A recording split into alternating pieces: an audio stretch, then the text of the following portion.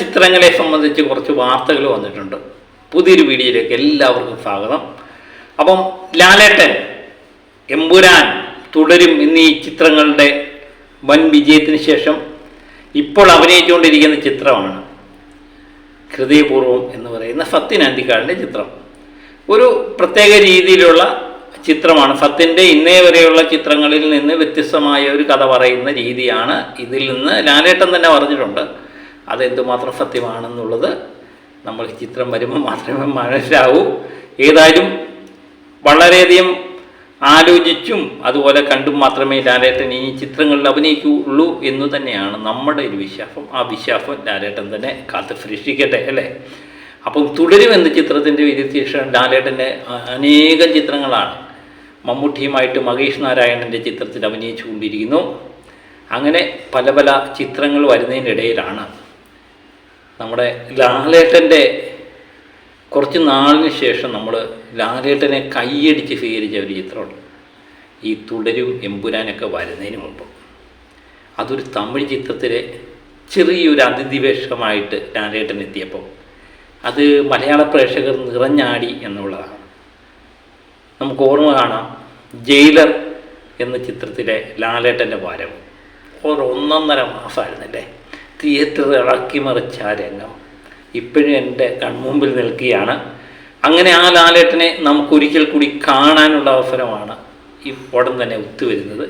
Jailer 2-ൽ Mohanlal ഉണ്ടാകും എന്ന് ഏകദേശം കൺഫേമായ വാർത്തകളാണ് പുറത്തു വരുന്നത്. അപ്പം ടൈഗർ മുത്തുവേൽ എന്നിവർ വിജയിക്കുന്ന ജയിലറിലെ കഥാപാത്രമായിരുന്നു രജനീകാന്തിൻ്റെ കഥാപാത്രം. രജനീകാന്തിൻ്റെ കൂട്ടുകാരായിട്ട് അഭിനയിക്കുന്ന സൂപ്പർ സ്റ്റാറുകൾ, എല്ലാ ഭാഷയിൽ നിന്നും സൂപ്പർ സ്റ്റാറുകളുണ്ടായിരുന്നു. മോഹൻലാൽ, ശിവകുമാർ, അതുപോലെ തന്നെ ജക്കി ഷറഫ് എന്നിവരെല്ലാം തന്നെ അഭിനയിച്ച ചിത്രമാണ്. എല്ലാവരും അവരുടെ റോളുകൾ ഭംഗിയാക്കുകയും ചിത്രം വൻ ഹൈപ്പിലേക്ക് നീങ്ങുകയും വൻ വിജയമാകുകയും ചെയ്തു.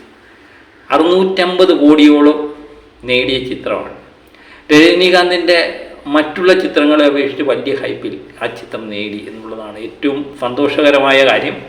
അപ്പം മോഹൻലാലൊക്കെ നിറഞ്ഞാടിയ ചിത്രമാണ്. അതുപോലെ മലയാളത്തിൽ നിന്ന് വിനായകൻ വില്ലനായിട്ട് തിളങ്ങി, രമ്യ കൃഷ്ണൻ ഉണ്ടായിരുന്നു. അങ്ങനെ പലതുകൊണ്ടും ജയിലർ നമുക്ക് ഒരു പ്രത്യേക അനുഭൂതി നൽകിയ ചിത്രമാണ്. അപ്പം ജയിലർ 2 വരുമ്പോൾ ജയിലർ 2-ൽ ലാലേട്ടൻ ഉണ്ടാകുമോ ഇല്ലയോ എന്നുള്ളതാണ് എല്ലാവരും നോക്കിയിരുന്നത്.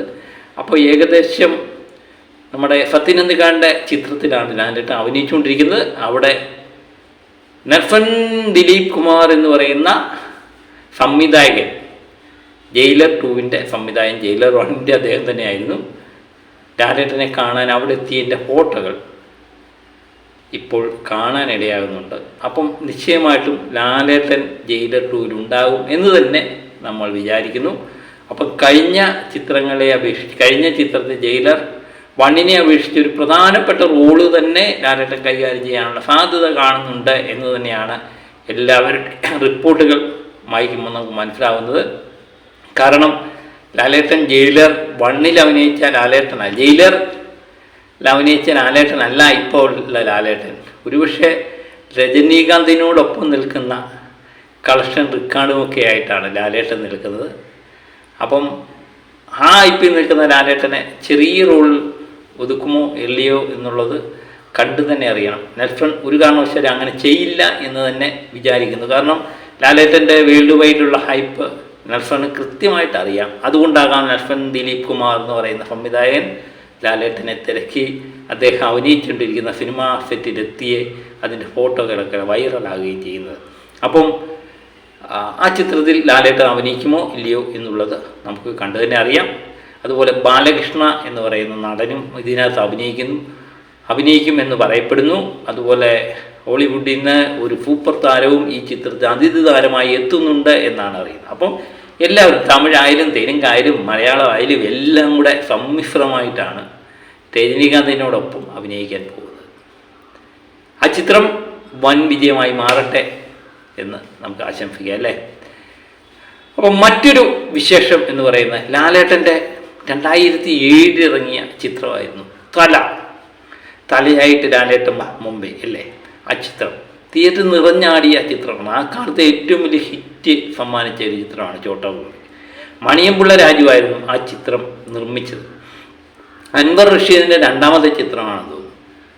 അങ്ങനെ തലയും കൂട്ടനും നിറഞ്ഞാടിയ സിദ്ദിഖും ജഗതിയും മണിക്കുട്ടനും അതുപോലെ പലരും നിറഞ്ഞാടിയ ചിത്രമാണ്. അപ്പം ആ സിനിമയിലെ പല നടന്മാരും ഇപ്പം ജീവനോടില്ല എന്നുള്ളതാണ് ഏറ്റവും വലിയ സത്യം. രാജൻ ബി ദേവായാലും കലാവമണി ആയാലും അങ്ങനെ പലരും നമ്മളെ വിട്ടുപോയിരിക്കുന്നു.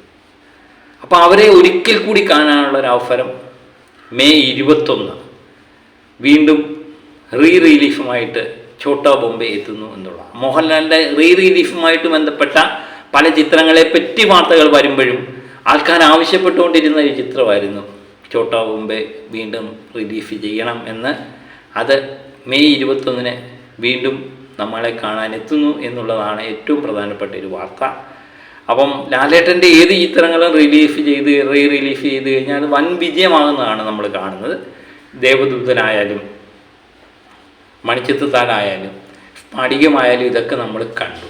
ഇനിയും വീണ്ടും ഒരു റിലീഫ് ഛോട്ടാ ബോംബെ എന്ന് പറയുന്ന ചിത്രം വൻ വിജയത്തിലെത്തും എന്നുള്ളത് ഏകദേശം ഉറപ്പാക്കിയിരിക്കുകയാണ്.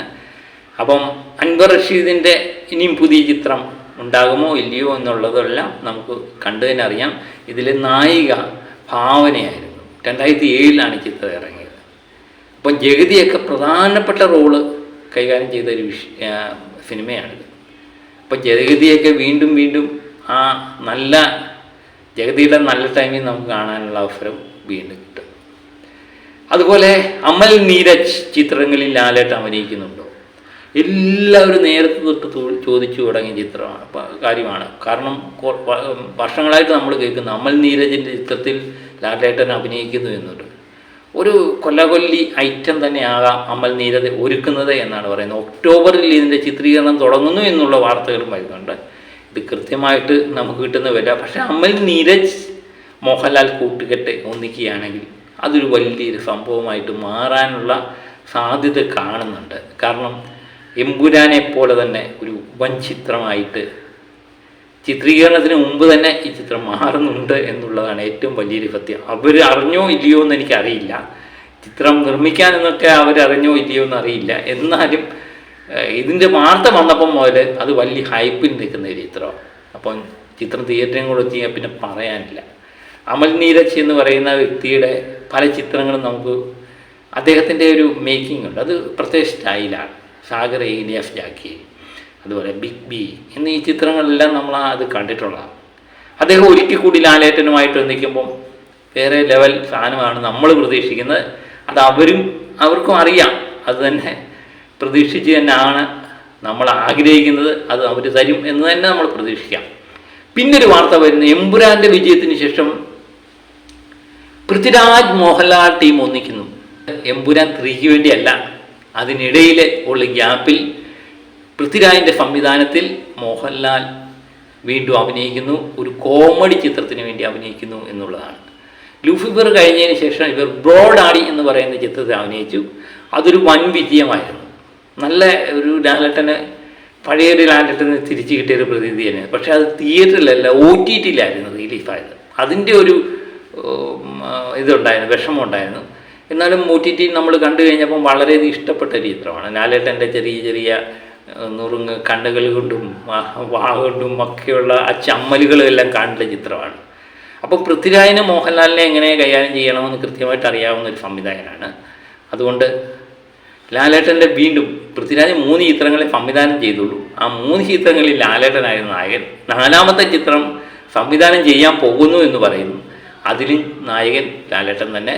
ഇതിന് ശേഷമാകാം എമ്പുരാൻ്റെ 3ാം ഭാഗം ചിത്രീകരണം ആരംഭിക്കുന്നതും എന്നും പറഞ്ഞു കേൾക്കുന്നു. ഇതെല്ലാം പറഞ്ഞു കേട്ട വാർത്തകളാണ് കേട്ടോ. ഇതിൽ പറയാതെ കേട്ട വാർത്ത എന്ന് പറയുന്നത് നമ്മുടെ ഛോട്ടാ ബോംബെ എന്ന് പറയുന്ന ചിത്രം 21-ാം തീയതി റിലീഫാകുന്നു എന്നുള്ളത് അത് സത്യമായ കാര്യമാണ്. ബാക്കിയെല്ലാം വാർത്തകളിലൂടെ വരുന്ന കാര്യങ്ങളാണ്. അതുപോലെ സത്യനന്ദിക്കാടിൻ്റെ ചിത്രത്തിൽ മോഹൻലാൽ അഭിനയിക്കുന്നു എന്നുള്ളതും സത്യമായ കാര്യമാണ്. സത്യനന്ദിക്കാടിൻ്റെ ചിത്രത്തിൽ ലാലേട്ടനെ കാണാൻ വേണ്ടി നൽഫൻ ദിലീപ് കുമാർ എത്തിയെന്നുള്ളതും സത്യമായ കാര്യമാണ്. ഏതൊക്കെ സിനിമയിൽ ലാലേട്ടൻ അഭിനയിക്കും എന്നുള്ളത് നമുക്ക് പ്രവചിക്കുക വയ്യ. അപ്പം മറ്റൊരു വിഷയമായി വീണ്ടും ഞാൻ എത്താം. Okay, by.